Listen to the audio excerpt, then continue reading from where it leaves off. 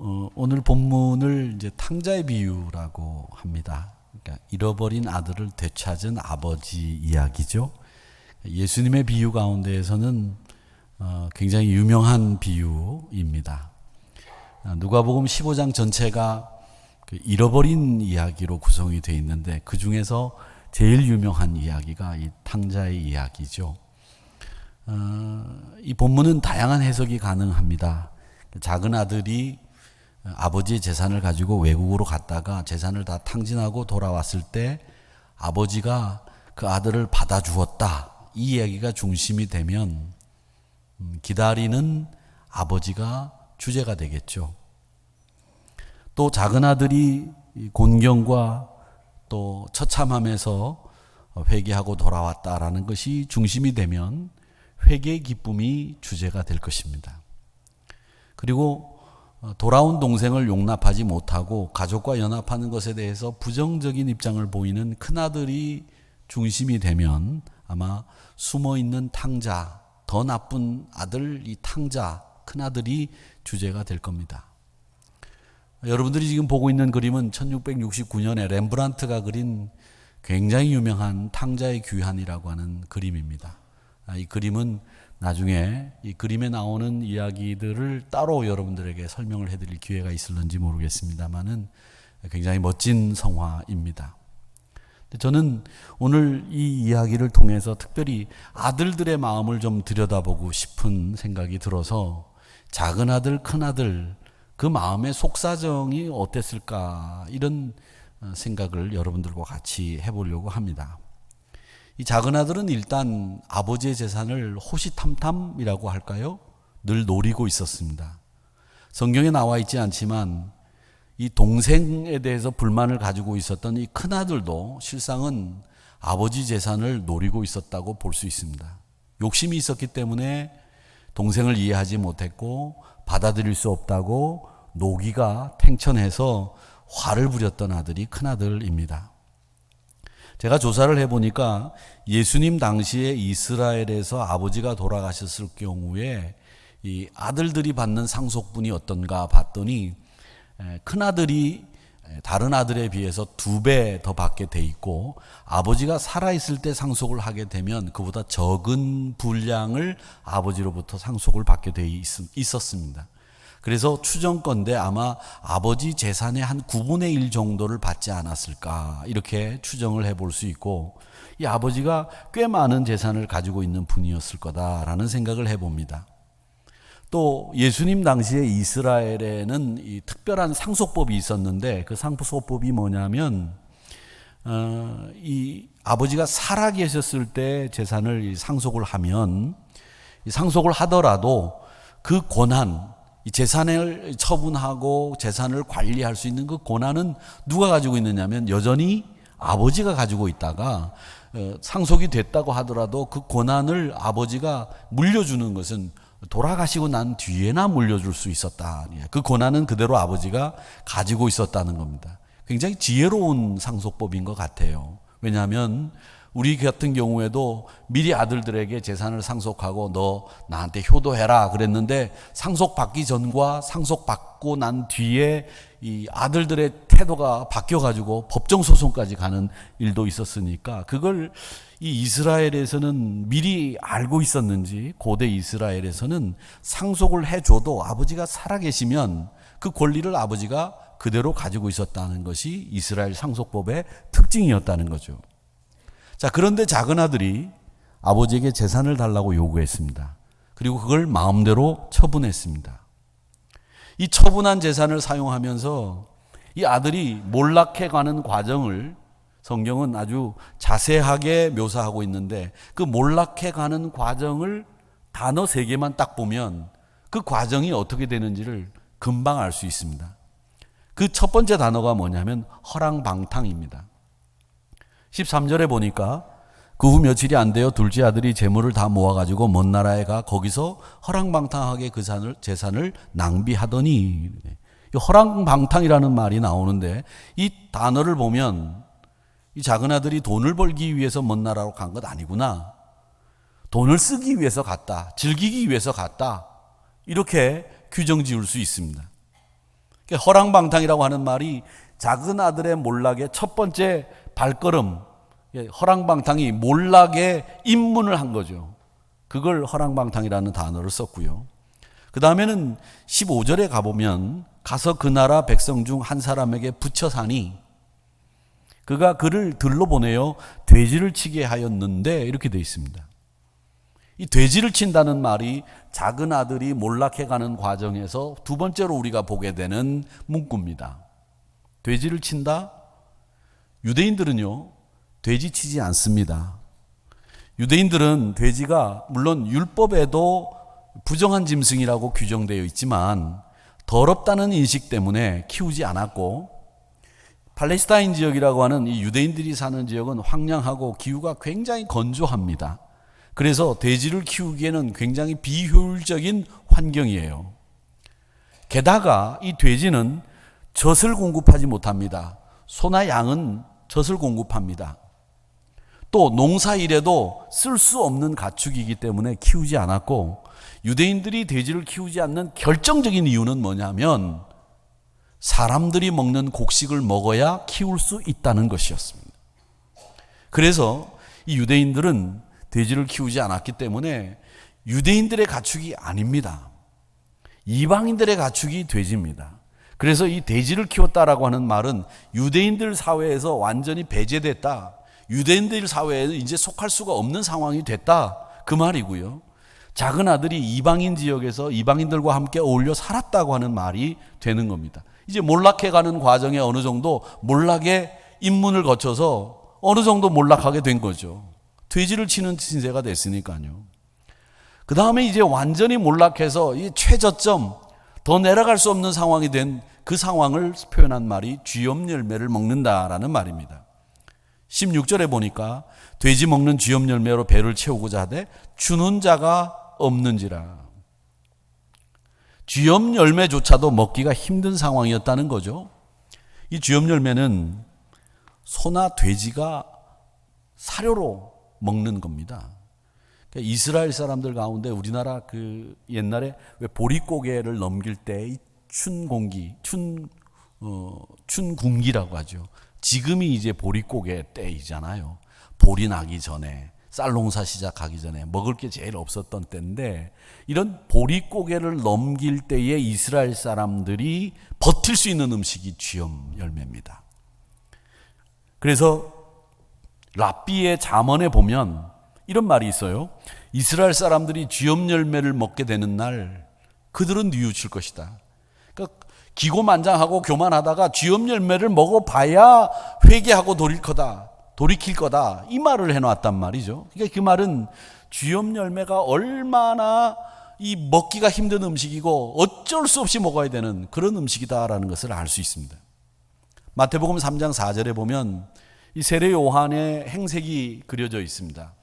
세례 요한이 이제 광야에서 회개하라 천국이 가까이 왔다 그러면서 이제 세례 요한의 세례를 베풀지 않습니까? 근데 그때 그의 행색에 대해서 성경은 어떻게 묘사하고 있느냐면 낙타털옷을 입고 있고 먹는 음식은 메뚜기와 석청, 메뚜기와 들꿀을 먹었다 이렇게 돼 있는데, 학자들은 이스라엘의 메뚜기가 흔치 않다는 거죠.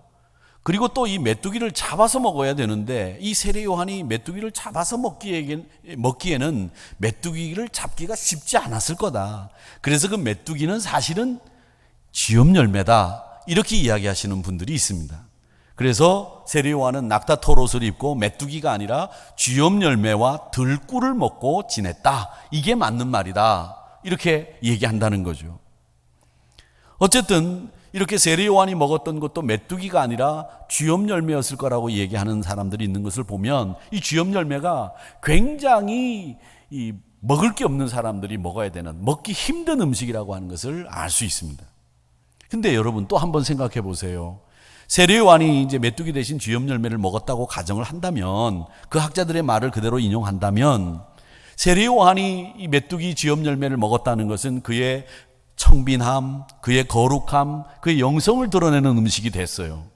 그런데 이 작은 아들이 쥐염 열매를 먹었다고 하는 것은 그의 몰락을 드러내는 말이 된 거죠. 결국 그건 뭐냐면 여러분, 뭘 먹느냐가 중요한 게 아니라 어떻게 먹느냐가 중요하다는 거죠. 사실은 아무것도 아닌 것도 놓고 의미 있게 먹으면 그 음식이 맛있고 그 음식이 우리 사이를 만들어 놓고 또 우리가 의미 있게 먹는 음식이 된다면 그건 진짜 진수성찬보다 더 귀한 음식이 된다는 거예요. 그러니까 여러분 뭘 먹는지에 대해서는 신경 쓰지 마세요. 그리고 또 요즘 보면 가끔 그런 분들이 계십니다. 제가 이제 사업장 신방을 하는데 저를 아끼시는 마음에서 같이 식사라도 하시지요. 이렇게 말씀하시는데 정말 고마워요. 정말 감사하고 목사를 사랑하는 마음이 막 느껴져요.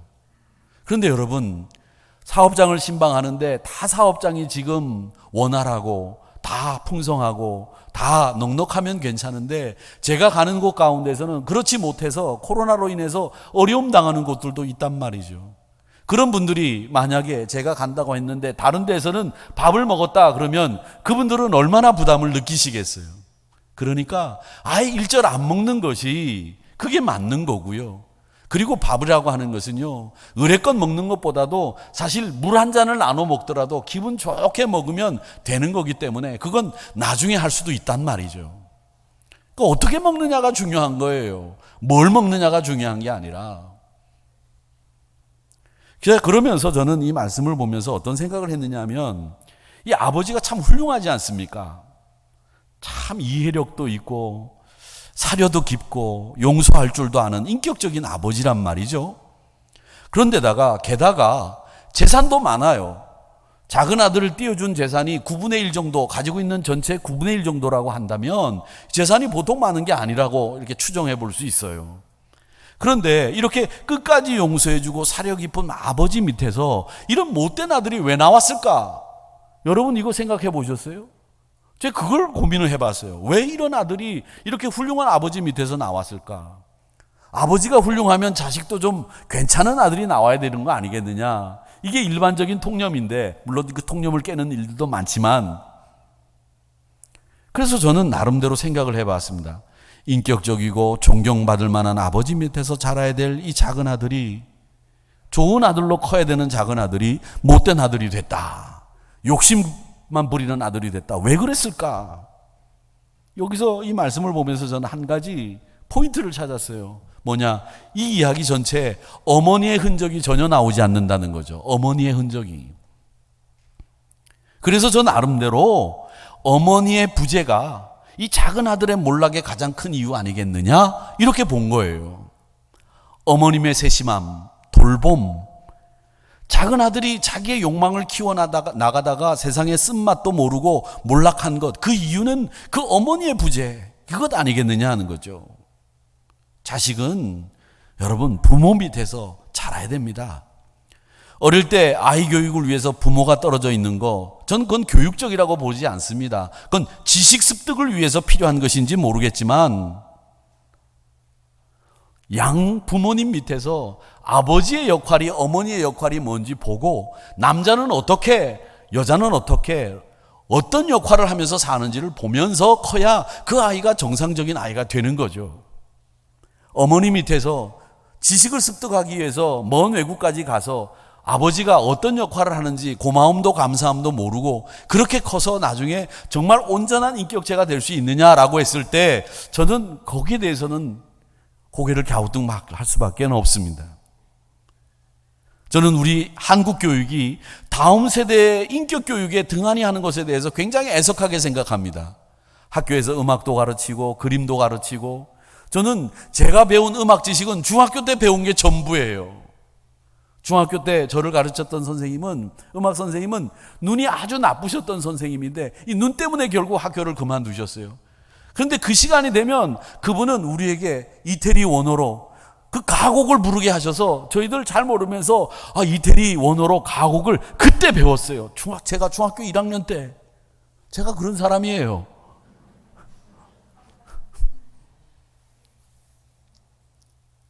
그게 저의 교양의 전부라고 한다면 이건 잘못되지 않았느냐. 근데 요즘은 아예 그것도 안 배운다는 것 얘기를 들으면서 참 답답하다라는 생각을 합니다.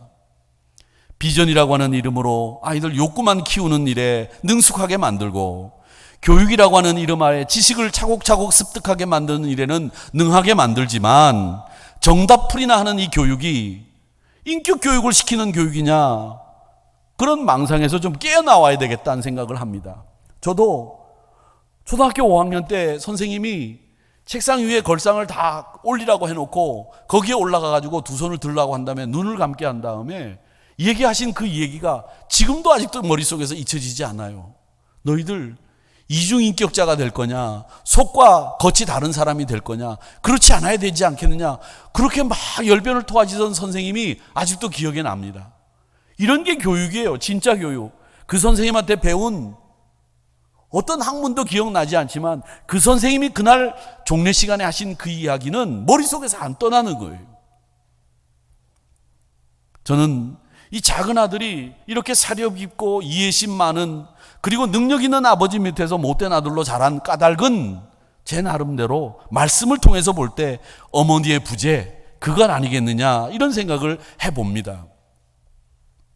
자, 그러면 큰아들의 얘기를 좀 해볼까요? 이 큰아들은 가장 반전을 이루는 아들입니다. 이 말씀을 보면 언뜻 작은 아들은 아버지 재산을 받아가지고 외국에 가서 허랑방탕하게 쓴 것으로 되어 있고, 큰아들은 아무것도 받은 게 없는 것처럼 보여요. 순순히 아버지 말씀을 들으면서 농사일에 열심히 한 것으로 우리가 알고 있는데 그게 아닌 것 같아요. 왜? 성경 12절에 볼까요? 뭐라고 되어 있느냐면, 그 둘째가 아버지에게 말하되 아버지여, 재산 중에서 내게 돌아올 분깃을 내게 주소서 하는지라. 그랬더니 아버지가 그 살림을 각각 나누어 주었더니, 이렇게 되어 있습니다. 각각. 근데 영어 성경에 보니까 어떻게 되어 있느냐면, 아버지가 so the father 뭐라고 되어 있느냐면 divided, 나누었다는 거예요. 어떻게? 그의 재산을 누구 사이에? his two sons, 두 아들 사이에서 그의 재산을 나누었다고 되어 있어요. 그러니까 작은 아들 분깃을 주면서 큰 아들 분깃도 줬다는 거예요. 분명히 그렇게 되어 있습니다. 큰아들은 유산을 큰아들에게 주지 않았다고 해서 작은아들의 목만 챙겼다고 하면서 그렇게 한 게 아니에요. 큰아들 목도 정해 주었습니다. 누구도 건들 수 없는 큰아들의 몫을, 그의 재산을 가지고 between his sons예요. 그 아들들 사이에서 나눈 거예요. 지금도 중근동에서 아버지가 살아 계셨을 때 아버지에게 아들들이 유산을 달라고 하는 것은 어떤 뜻이냐면요, 아버지 빨리 죽으시죠? 이 말이에요. 그러니까 얼마나 버릇없는 말인지 알 수 있겠죠. 그래, 지금 작은 아들이 아버지 재산 달라고 하는 말은 아버지 빨리 돌아가셔야 되지 않겠습니까? 이 말이에요. 아버지를 모욕하는 아들이죠. 그런데 그 모욕하는 작은 아들을 아버지는 그냥 이해하고 받아주시는데, 이 작은 아들은 못된 아들이라고 치더라도 이 큰 아들은 재산을 나눠주는 과정에서 아버지를 만류해야죠. 아버지 그렇게 하지 마세요. 제게 아버지 거고 아버지께 제 건데 아버지 저 녀석이나 줘서 저 녀석 하고 싶은 대로 하세요. 저 녀석 조금 있으면 정신 차리고 돌아올 거예요, 아버지. 그리고 아버지 걱정하지 마세요. 제가 있잖아요. 제가 아버지 잘 모실게요. 아들 하나 없는 셈 치세요. 돌아오면 다행이지만 저 녀석 목까지 제가 아버지 잘 섬기겠습니다. 이렇게 얘기해야 그게 큰아들 아니겠습니까? 아니에요? 이럴 때 박수 한번 쳐요. 이렇게 얘기한 큰아들, 얼마나 잘한 거예요. 그런데 이렇게 안 했어요. 안 했어. 이렇게 안 했다고요. 저 같으면 우리 아버지한테 그렇게 하겠어요. 여러분 같아도 그렇게 하시겠죠? 아버지 걱정하지 마세요. 제가 아버지 잘 모실게요. 아버지 재산 그거 저 필요 없어요. 주시면 고맙지만, 그러면서도 주신다고 하면 왠지 저에게도 웃음기 이렇게 막 흐르네요. 그런데 이 큰아들도 작은 아들의 그 잘못된 행동에 편승해서 거기에 숟가락 한 잔 얹어가지고 자기도 자기 몫을 챙겨버렸다는 거죠. 아버지를 만류하거나 그리 마시라고 내가 아버지를 잘 섬기겠다고 말하지 않고 그 작은 아들이 잘못하는 행동에 편승해서 허랑방탕하게 쓰려고 나가는 그 아들의 편승해서 자기 목도 챙겨버리는, 그러면서 자기도 말은 안 했지만 아버지 빨리 죽어요 이런 말을 한 꼴이 된 아들이 큰아들이라는 거예요. 근데 큰아들 보세요. 비난하는 주인공이에요. 29절에 보면 아버지께 대답하여 이르되 내가 여러 해 아버지를 섬겨 명을 어김이 없었거늘 내게 염소 새끼라도 주어 나와 내 벗으로 즐기게 하신 일이 없더니. 사회적으로 건실했겠죠. 성실한 사람일 겁니다. 그런데 아버지를 몰라도 너무 모르는 아들이 큰아들이에요. 정말 모르는 거예요. 아버지랑 같이 살면서도 늘 불만과 비난으로 아버지를 뒤에서 욕한 아들일지도 모르는 것이 큰아들이에요. 그 한순간 작은 아들이 돌아오니까 그 마음속에 가지고 있던 말을 다 폭발해서 터뜨리는 거죠. 저는 이 큰아들이 끝까지 아버지를 사랑하지 않았다고 생각해요. 아버지를 사랑했다고 한다면 아버지 즐거움에 동참해야 마땅하죠. 여러분, 부모님이 왜 즐거운지, 왜 슬픈지 그 마음을 이해할 줄 아는 게 효자예요. 그런데 그 즐거워하는 아버지가 자기 생각과 자기 판단을 볼 때는 이게 마땅하지 않다고 생각하니까 거기에 찬물을 끼얹어 버리잖아요. 아버지의 행동이 옳지 못했다고 하더라도 잔치가 끝난 뒤에 아버지, 저는 그 잔치와 동생이 돌아왔을 때 아버지 하신 행동에 대해서 이런 생각을 합니다라고 나중에 말씀을 드려도 서운한 마음을 표현할 수 있었을 거예요. 그런데 그 자리에서 지금 여기서 잔치가 벌어지고 있는데 아버지 앞에서 아버지 나한테 염소 새끼 한 마리 주워가지고 내 친구들하고 놀라고 하신 적 있습니까? 이렇게 목소리를 높이면서 대들 수 있느냐는 거죠. 아버지의 마음을 이해하지 못하는, 이 아버지의 배려를 이해하지 못하는 아들을 우리는 보는 겁니다. 여러분, 오늘 이 말씀에서 우리는 아버지가 가지고 있는 마음은 이해라고 하는 마음, 이 이해가 굉장히 중요하다는 거죠.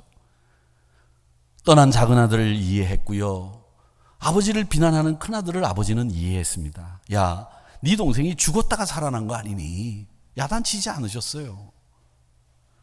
요즘은 이제 그 뇌를 찍는 사진들이 굉장히 발달해서 우리 속에 있는 이 몸을 이렇게 영상 장치들이 다 이렇게 스캔을 하는데 굉장히 발달해 있는 기계들이 많습니다. 근데 그 심리학자들이 그 뇌 영상 장치 발달로 인해서 이 10대들의 뇌를 들여다보고 뇌 발달과 양상을 추적해 봤답니다. 근데 이 10대들의 뇌는 말이죠, 어른들의 뇌보다도 즐거운 감정을 느끼는 뇌 영역이 크대요. 그래서 왜 옛날 어른들이 그런 말 하셨잖아요. 왜 어릴 때는 소똥 굴러가는 것만 봐도 막 웃음이 나온다 그러지 않았습니까? 우리 권사님들 막 젊었을 때 10대 때 막 아무거나 봐도 막 웃으셨잖아요. 그렇죠? 막 웃음이 나오고 그러다가 어른이 되고 나면 그 즐거움의 영역이 점점 줄어든대요. 그러니까 설교를 듣다 보고 목사님 막 이렇게 인상 쓰고 쳐다보거든. 막 이렇게. 10대는 즐거움을 느끼는 영역이 넓다는 거예요. 그리고 10대 때 학업 성취나 동기부여에 중요한 역할을 하는 분이 누구냐? 선생님이냐? 아니라는 거예요. 10대 당시에 학업 성취나 동기부여를 하는데 가장 큰 역할을 하는 사람이 어머니래요. 어머니. 이게 뇌영상 장치가 발달되면서 추적한 결과예요. 그러니까 왜 집에서 남자분들이 아이들 성적표를 이렇게 보고 성적을 보면서 성적이 떨어지면 그 아내분들에 그러잖아요. 아니 당신 집에서 뭐 하길래 애가 성적이 이렇게 되는데도 말이야 가만히 있었어. 이렇게 하는 게 맞는 거예요. 죄송하지만. 왜? 아이들의 학업 성취와 동기부여에 어머니 역할이 절대적이라는 거니까. 그리고 이 10대들의 좌우뇌가 연결되는 데는 오른손과 왼손을 같이 쓰면 기억력이 좋아지는 그런 10대들이 된답니다. 그래서 치매 예방을 위해서도 왼손을 많이 쓰라고 그렇게 얘기하시더라고요. 근데 결정적으로 제가 이 말씀을 드리는 이유가 있습니다. 무슨 이유가 있느냐? 10대들은 부모의 표정이나 속마음을 읽어내는 능력이 현저히 떨어진다는 거예요. 떨어진다는 거예요. 그러니까 부모님이 속마음은 사랑의 마음을 가지고 말은 야단치는 엄한 말을 하지만 그 안에 들어있는 사랑의 마음을 10대들은 읽어내지 못한다는 거죠. 그런 경우가 많다는 거죠.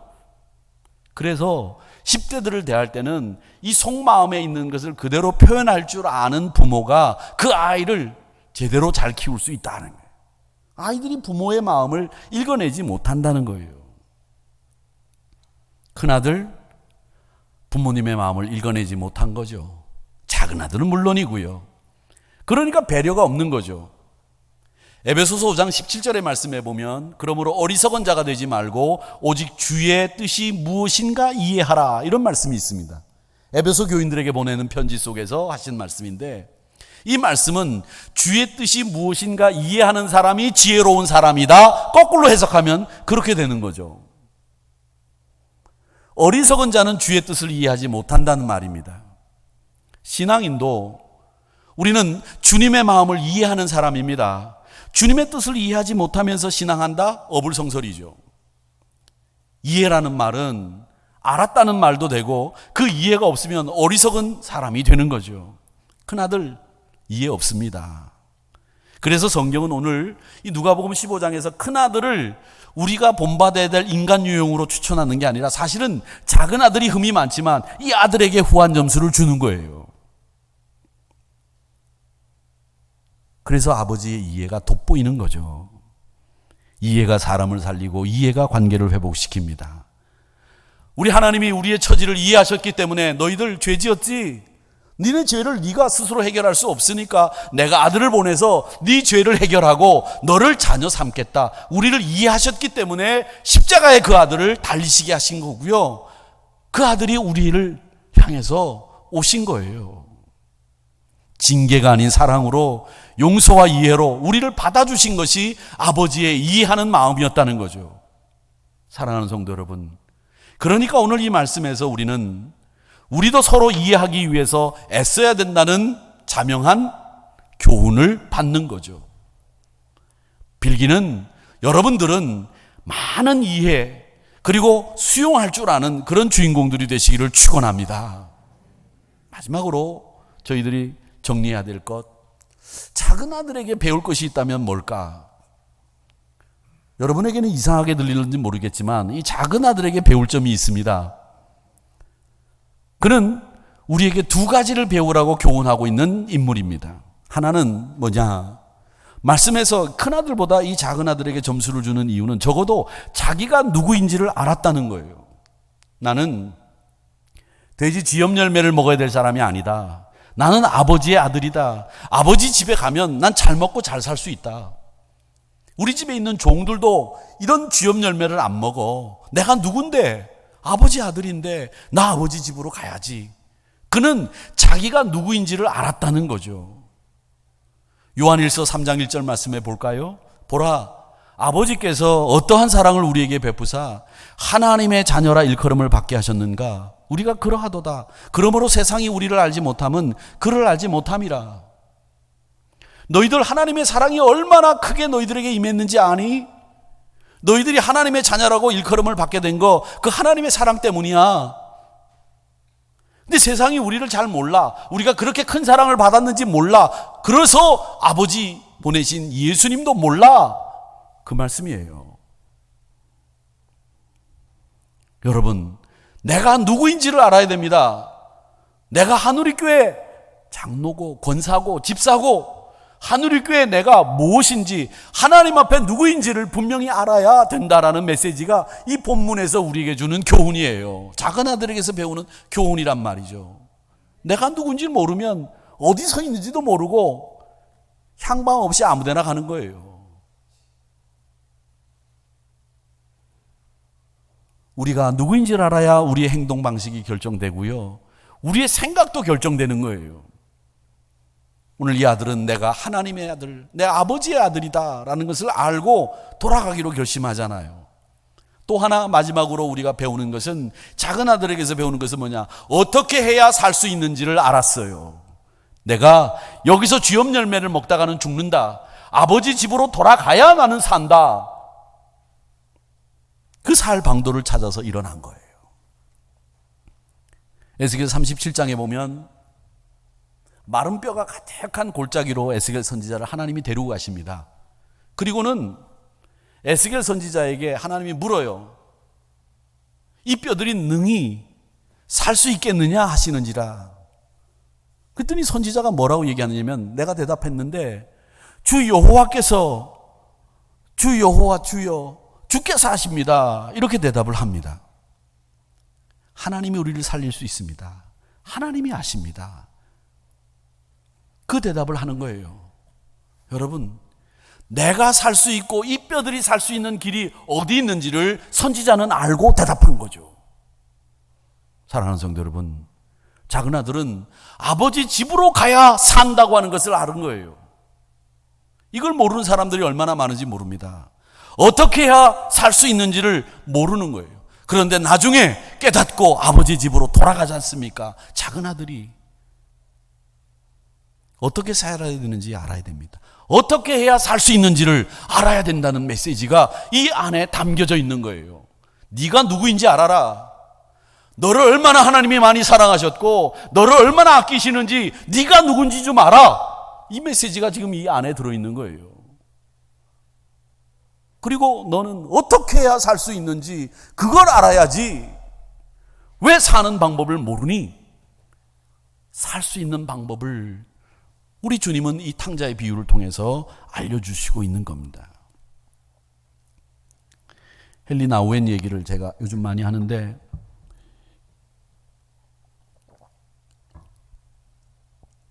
이 나우엔이 탕자의 귀향이라고 하는 책을 썼습니다. 이 책 표지도 아까 제가 소개해드린 것처럼 렘브란트 그림을 표지로 해가지고 쓴 책인데, 이 헨리 나우엔은 이 탕자의 이야기인 이 누가복음 15장을 한마디로 결론 짓기를, 그의 콘클루전은 뭐냐면 아버지가 되라, 이게 이 탕자의 비유의 결론이다, 이렇게 얘기를 합니다. 받아주기를 바라고 받는 입장이 되면서 늘 살기를 바라는 그런 사람이 아니라 늘 기쁘게 주기를 준비하고 기다리는 아버지, 그 마음을 가진 아버지가 되라, 이게 이 메시지의 핵심이다. 나우엔은 그렇게 얘기했어요. 큰아들 나우엔은 어떻게 얘기하느냐 하면, 자존감이 굉장히 낮기 때문에 이 큰아들은 낮은 자존감을 가지고 공평, 정의, 균형, 이것만 따졌다는 거예요. 그러니까 공평과 균형과 정의만 따지니까, 아버지 이렇게 고생한 큰아들 염소 새끼 한 마리 준 적이 있습니까? 불공평하지 않습니까? 정의롭지 못합니다. 이걸 외쳤다는 거죠. 그렇게 정의와 공의만 행한다고 하면 결국 동생을 죽이는 큰아들밖에 안 된다는 거죠. 이 작은 아들 어떤 아들입니까? 아버지의 재산을 뺏어야 된다, 아버지의 재산보다는 나를 중요하게 생각하는 되바라진 모습의 아들 아닙니까? 이 나우엔은 그렇게 얘기하는 거예요. 낮은 자존감으로 공평과 정의와 균형만 이야기하는, 그러다가 교만과 위선으로 빠지는 큰아들이 될 거냐? 아니면 자기밖에 모르는 되바라진 작은 아들이 될 거냐? 아니다. 아버지가 되어야 된다. 이해하고 수용하고 기꺼이 받아주시는, 그래서 주님이 말씀하신 것처럼 내 이웃을 내 몸과 같이 사랑하라고 하는 말씀을 실천할 수 있는 아버지가 되어야 된다. 이게 탕자의 귀향에서 나우엔이 얘기하는 주제입니다. 자, 그렇다면 오늘 말씀을 정리합니다. 여러분, 이 말씀에서 우리는 이 아들을 통해서, 작은 아들을 통해서 내가 누구인지를 알아야 된다고 하는 메시지를 받습니다. 내가 누구냐? 얼마나 내가 하나님의 큰 사랑을 받았느냐? 또 나는 어떻게 해야 살 수 있느냐? 아버지의 집으로 가야 한다, 아버지 품 안에 있어야 된다라고 하는 메시지를 우리는 작은 아들을 통해서 배우는 거죠. 그리고 나우엔을 통해서 우리는 정의와 균형과 공평만 외치다가 교만과 위선으로 빠져버리는 큰아들이 아니라, 자기 것밖에 모르고 욕심밖에 차릴 줄 모르는 대바라진 작은 아들이 아니라, 이해하고 기다리고 수용하고 배려 깊은, 사려 깊은 이 아버지가 되어야 되겠다라는 메시지를 우리가 받는 거죠. 사순절 네 번째 주일입니다. 사랑하는 성도 여러분, 하나님 아버지는 이런 아버지의 마음으로 우리를 향해서 아들 예수를 보내셨습니다. 그 보내신 예수님과 함께 우리가 이 고난주간을 보내면서, 사순절을 보내면서 이제 고난주간을 맞게 될 텐데, 이 고난주간에는 저희들이 특별 새벽기도회를 하려고 하는데, 제가 여러분들에게 문고리 신방을 하면서 나누어드린 기도의 능력이라고 하는 책을 가지고 정리를 해서 특별 새벽기도를 하려고 합니다. 이분이 이엠 바운스라고 하는 분이 저자이신데, 미국 남부감리교회 남감리교회 목사님이셨습니다. 남북전쟁이 한창 있었을 때 그때 남북은 군목으로 참전했던 분이셨는데, 이분이 글을 쓸 때는 평신도들을 향해서 쓰는 글들이 많지 않았어요. 그래서 목회자에게 주는 글처럼 보이지만 실상은 기도의 파워풀한 그 능력을 우리에게 보여주시는 아주 좋은 책입니다. 여러분들이 볼 때는 이거 목사님이 읽어야 되는 책인데 라고 오해하기 좋지만 그렇지 않다는 것을 아시고, 이 말씀을 가지고 우리가 더 깊게 기도의 능력에 대해서 알려고 합니다. 우리가 이 고난주간을 이렇게 보내고 사순절을 보내는 이유는 이 아버지가 어떤 분이셨는지를 아는 것, 그것도 중요한 것이기 때문에 이 사순절 기간 동안 이해하고 배려하셨던 그 아버지를 여러분 닮아가는 그런 신앙의 여정으로 여러분의 신앙의 여정을 삼으시기를 주님의 이름으로 축원합니다.